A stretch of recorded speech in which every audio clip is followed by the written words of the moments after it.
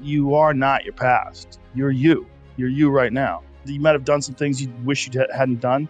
Don't dwell on that. You learn from it, that's fine, but don't dwell on it. Just keep moving. Keep moving. Use it as fuel. Say, never again.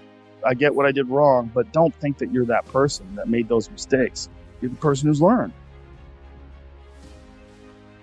I think that endurance, enduring something, and building up that ability to endure things, that's also a very important mechanism that you could apply to everyday life.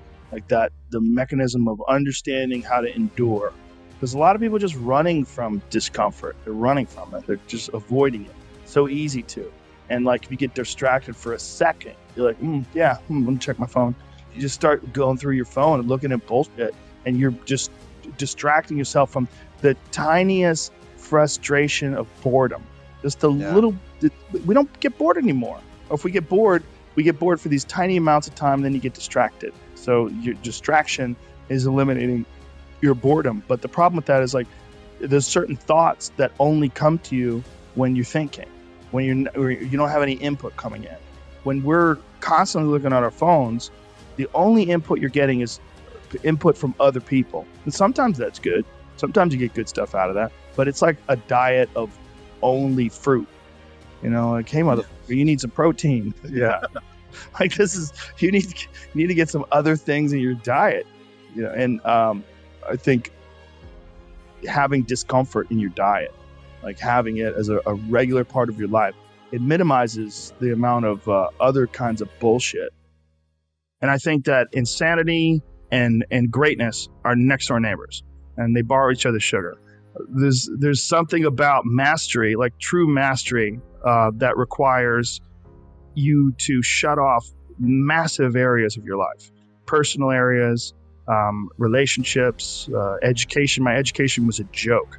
I mean, until I was 21 years old, until I started doing stand-up comedy, I didn't read books. I mean, I might have read a Stephen King book here and there to kill time. I was on the train on my way to training, but there was no desire to educate myself. If I was educating myself, it was maybe reading the Book of Five Rings to learn better strategy to be a better fighter. That was all it was. Was there ever a point where you said, I'm a little out of balance, I need to go the other way? Well, I realized I was a flawed person for sure.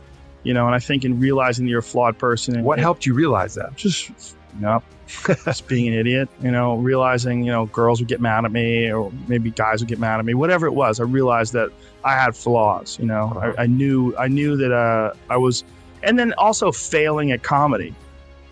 One of the hardest things to do is to go from being really great at something to sucking at something. And that's something that you suck at is now your path, and that's what I found myself in comedy.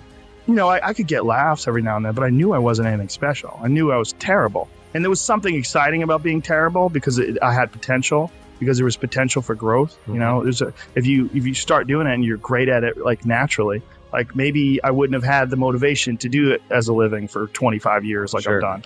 I don't know. But at that time, making that transition from martial arts competition to being a comedian, that's when I started going down the road of balance and started trying to balance myself as a person.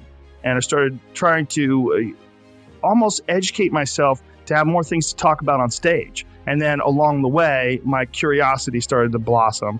And then I started to just be interested in things for being interested in them. And as I got better as a comedian, I became less worried about what other people thought about me and more worried about just improving and keeping this sort of momentum going.